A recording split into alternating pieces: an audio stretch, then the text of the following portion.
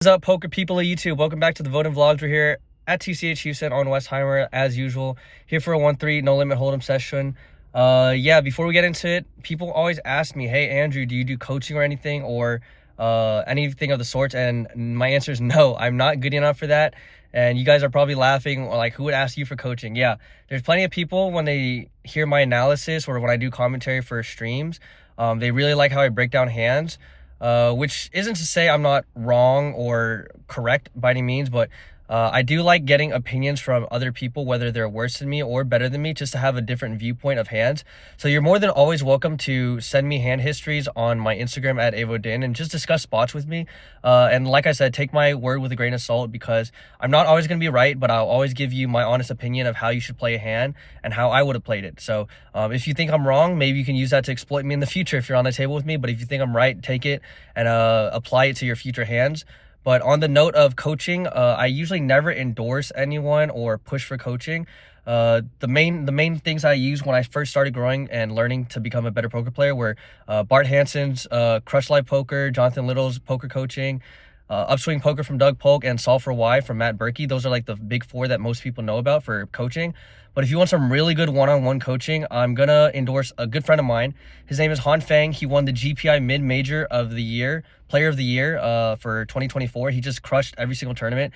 Really close friend of mine, has results to back it up. His coaching for one-on-one is not cheap whatsoever, but if you're interested in that, please reach out to me at avodin on Instagram, or reach out to him on Instagram, and I'll have his handle somewhere here or in the link in the description box down below.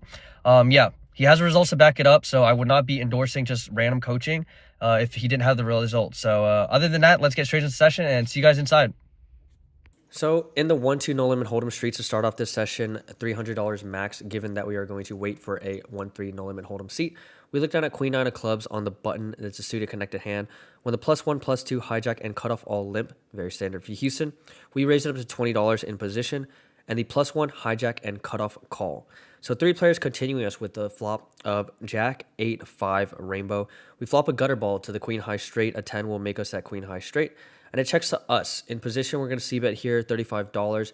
You can definitely be more aggressive in these 1-2 no limit hold'em games, depending on who's on it. The players are just generally more timid unless there's like a whale or a splashy player. So we're going to continue here, c-betting 35, and only the +1 calls. Turn is now the 9 of spades, giving us a pair as well as that gutter ball to continue. We have showdown value here, so when the +1 checks, we're just going to check it back. We're not going to be able to fold out a jack a lot of the time, and if they have a straight, they're obviously not going to fold. So we're just going to take our equity here to showdown and hopefully get a check on the river or hit our 10 on the river. The river is the 4 of diamonds, and the +1 checks once again. We're happy to take our showdown value here, and we check it back. The +1 has Queen 8 of diamonds for third pair, and our second pair is going to take this one down, so off to a good start already. And pretty quickly after that, we get called for 1-3 no limit hold'em, and we add on for $500, so we're in for $800 at this point. We look down at King Jack offsuit on the button. The undergun straddle is on, so $6 to call. The +2 limps to 6. We go ahead and raise it up to $30 in position. Small blind, big blind, undergun all call, and the +2 surprisingly folds. Four players to flop now, which comes ace, king, 7, 2 clubs, and a diamond. The small blind checks, and the big blind now donk leads out for $75. Undergun folds, and when someone donk leads here in lower stakes, they're usually just representing that ace, or they have it. So we're just going to have to fold, unfortunately, in this position with still one player left to act. Not going to invest more money and then have to see another bet on the turn, so we fold. Small blind now jams all in for $150 effective, and the big blind does end up calling. It ends up being what you wouldn't expect. King 4 of spades from the small blind and Queen Jack of clubs from the big blind, so they end up running it twice, and they chop it. We would have won the first run out, which is pretty surprising to me, but looks like we have some gamblers on this table willing to donk lead with draws and then just, call off with their draw. And because it's an action table already, we're going to go ahead and add on $400 to match the gamblers, and we're going to be in for $1,200 moving forward. And now in this next hand, we look down at King 10 offsuit. In the low jack, we open for $15. The hijack and the cutoff call. Three players to flop now, which comes ace, 10, 9, 2 spades in a club. We flop second pair, as well as some backdoor equity. So we're going to go ahead and c-bet for $20. Hard to make a pair and hold them. Only the hijack calls and the cutoff folds. Heads up to the turn now, which is 8 of hearts. And given that we just have showdown value with the second pair, and that's not a great turn for us, we're just going to go ahead and check, and the hijack checks back. River's the queen of spades. We go ahead and check. Hijack bets $50. We're just going to have to let this one go. And the hijack shows king 3 of spades, hitting that rivered flush to, have the nuts right there. So at least making the correct folds and getting some free information for it. We now look down at king jack offsuit in the small blind. Under the gun limps, +1 makes it $15. The +2, low jack, and button all call. And that's a lot of dead money in the middle. So we're going to take this king jack offsuit in the small blind out of position and 3-bet to $100. This hand doesn't play really good multi-way out of position first to act, so we're just going to try to take it down here. Plays very strong heads up though, so the blinds end up folding and the +1 ends up tank folding, which is good for us, and everyone follows in suit behind. So we pick up $66 dead, which is always nice, uncontested with king high. And you just have to recognize your spots. The only spot you really have to worry about in this specific configuration is the +1, either 4-betting or coming along. Everyone else that flatted behind usually doesn't have a hand strong enough to continue, so you don't really have to be too worried about them unless they're flatting with like a pocket pair trying to set mine and then obviously getting there on the flop. So nice one to pick up here. Also, would you look at that 0.5x zoom on this iPhone? The recording just looks so much better than the first few clips you saw in this video. I was on 1x zoom, but anyways, in this hand, under the gun straddle, 6-5 offsuit. The +1 makes it $15, the +2 and small blind call, and I'm going to defend my under the gun straddle here and make the call. 4 ways to flop, which comes 6-3-3, 2 hearts of a spade. I definitely debated on donk leading here with our pair just to defend our equity and protect it, but I end up checking and it checks through. Turns a 7 of spades, giving us a gutter ball now. Small blind bets $40, and I'm going to go ahead and call. Our 6 can be good here a lot of times, and if not, we still have the gutter ball to rely back on. The rest of the players fold. River's 7 hearts, so very unlikely that he has a 7 at this point, and if he does, he will go for value, but he ends up checking, and we check back. Small blind says 9 high, so we take this one down. In the +1 for this hand, pocket 3s. Open for $15, low jack, hijack, button, small blind, all call. And we're going 5 ways to a flop, which comes 9, 6, 4 rainbow. It's not the worst board for us, to be honest. A lot of them are going to have overpairs, and they're not always going to connect with this hand. So when the small blind checks, we go ahead and c-bet this for $40, and surprisingly, all players fold. So nice one to take down with 4th pair there. Yeah, so session off to a great start so far. We now look down at ace-10 of clubs in the small blind. The +2 limps, cutoff makes it $20. We go ahead and make the call out of position. The big blind calls, and the +2 limper ends up folding. So 3 players to flop now, which comes 9, 7, 5 rainbow. We do have backdoor clubs and backdoor straight draws, as well as our 2 overs. So we're just going to go ahead and check this one. The big blind checks, and the cutoff c-bets $30. For the reasons I mentioned, we're going to make the call. Backdoor clubs, backdoor straight draw, and our 2 overs, which might be good. And the big blind folds. Heads up to the turn now, which is the 8 of diamonds. So very interesting card. It brings a 4-liner to the straight on the board. A 6 makes a straight. And we're now open-ended to the better end of the straight. We block things like Jack 10, of course. We go ahead and donk lead here for $70. It just applies a lot of pressures to his overs. And his only hands I can really call are a 6, of course, like pocket 6s, or something like 6, 7, 5, 6, or 10 Jack. Otherwise, he's going to have to fold a majority of his range here. So we do go ahead and elect to lead here, $70. And we have equity, of course, to an open and a straight. At the end of the day, it's not just a pure air bluff. And a cutoff ends up folding. So just a really good spot to recognize your opponent's range and your own range, of course, and the fold equity associated with it.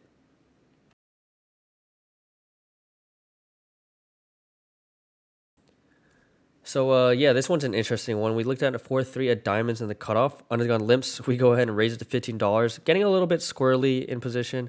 The button calls, small blind folds, the big blind and under the gun both call.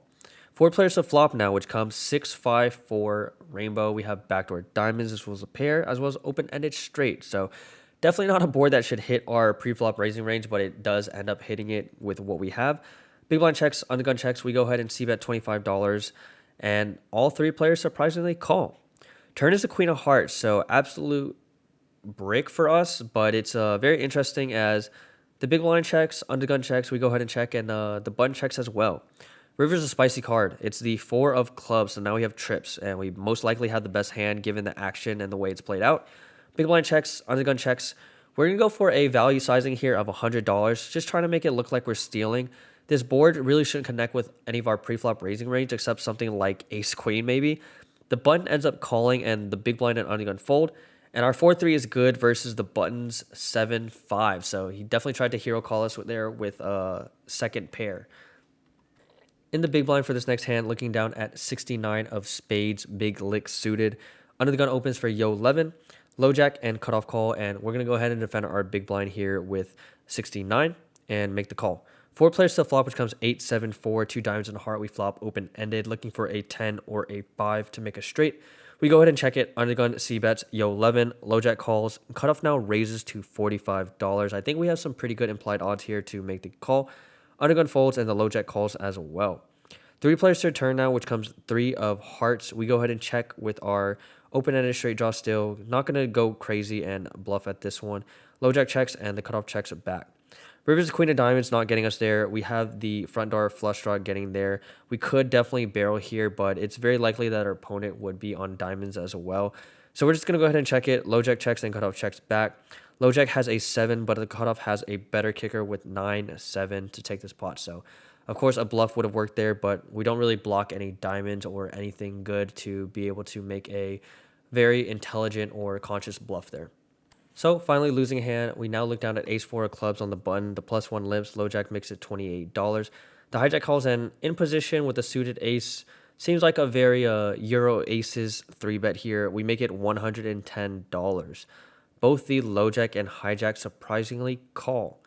3 players to flop now. In a tricky situation, we look down at a flop of ace 8-3 rainbow. So we do flop top pair, but we're in a really tricky spot.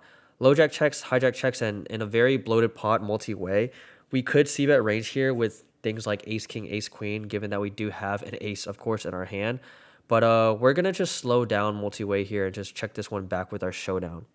Turn is now the 10 of diamonds. Low jack checks and hijack bets $175. So I definitely should have considered this player was very tight and didn't play too many hands previously. And for him to flat the open and then flat my 3-bet, it should be weighted to a lot of ace jack better, and maybe not even ace jack, just ace queen, ace king or better, and probably sets. But I ended up making the tank call, thinking that he could be barreling here with something like king, jack, king, queen of diamonds, flatting both the pre-flop aggressor and my 3-bet. And then, the low jack now asks me how much I'm playing behind, and I tell him about 1,300, 1,200 effective, give or take. And he ends up raising now to $600. The hijack ends up folding with about 150 behind, and when the hijack folds, I'm going to go ahead and make the fold as well. This is never a bluff raise multi-way. The hijack ends up saying that he had ace queen, and the low jack shows pocket tens turn set. So our bet on the flop would not have worked against the hijack, and definitely not working on the turn like when the low jack hits his set. So definitely lost some money for no reason calling that turn bet from the hijack, but you live and learn. Gotta go with the reads that some players are just very face up and tight, and some players are just gonna be much more loose. Not in this situation, of course, but gotta keep that in mind moving forward in live games like this, and just go with the reads. So a little bit of a dump there, but now we look down at king jack offsuit and the button under the gun, hijack, limp. We go ahead and make it $20. The big blind under the gun and a hijack all call. 4 players to flop now, which comes queen, jack, 10, 2 clubs, and a diamond. We flop second pair as well as open-ended. The big blind checks, and under the gun looks like he wanted to bet, but ends up checking. And the hijack also looks like he wants to bet, so when he checks, I elect on checking, even though this board really favors our range, and we do have equity with second pair open-ended. I elect to check just because of the live tells I said previously. You have to pay attention to them, and these two people look like they were eager, willing to get some money in. So I'm just going to take my showdown value here and try to get a good turn, and I check it back. Turn is the interesting king of hearts. So now we have kings and jacks 2 pair, and here it ends up checking through. So it's very unlikely that anyone has a straight with an ace or a 9, which is the good news. The river is the 5 of hearts. So the big blind checks, under the gun bets $20.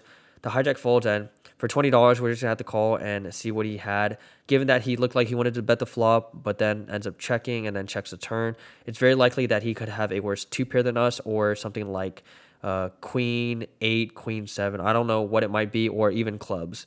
But I make the call. And the big blind ends up folding king 10 offsuit for the worst two pair, and the undergun has queen 10 offsuit. So we do take that pot down. Like I said, just went with the live reads. They flopped two pair. They looked like they were eager to bet, and then we end up getting some value on the end of it with them value owning themselves on the river. So very nice hand for us to pick up in that one. So in between that previous hand and this one, I did pick up a huge PLO bomb pot with second nut straight and a 6-high flush. So that's a huge scooper, and that's why my chip stack looks so much heavier here. We looked down at ace 8 of spades in the +1. We opened for $15. The button, small blind, big blind, all call. 4 players to flop, which comes queen, jack, 5, 2 hearts, and a spade. The small blind, big blind, check, and I like to check this one back given that this is multi-way. We have backdoor spades, but not much equity multi-way aside from that. The button bets $30, so we just let this one go. In this next hand, we look down at jack 9 of hearts under the gun. We opened for $15. The low jack, cutoff, button, small blind, big blind, all call. So a lot of people going to a flop 6 ways of ace, 10, 5, 2 hearts, and a club. So we do flop a flush draw, which is pretty good, and some backdoor straight draws, of course. Small blind checks, big blind checks. I'm going to go ahead and barrel for $25. Not trying to go too big, not trying to get us off our equity here, and only the small blind calls. Turn is now the 7 of spades, so we have a gutter ball now to the 8 for a jack high straight. Small blind checks, and we're going to go ahead and bet once more for $65 with the equity that we have. Small blind's very reluctant to call, but he ends up calling, and the river is now the king of clubs. So just a great card for us to represent after he was reluctant to call on the turn. Like I said, this has been a very read-heavy session, and when the small blind checks, we go for a polarizing bet of $250. Small blind says he had the queen high flush draw and a straight draw, and he ends up folding. So nice one for us to pick up there with the jack high, and thankfully the hearts didn't come in, and we take that one down.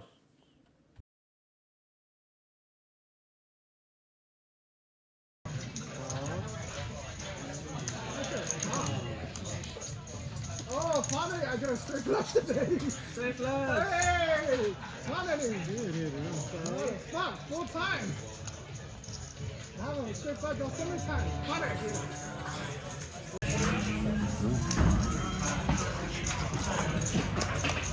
So finished the session at TCH Houston, in the game for 1,200, out of the game for 2,360.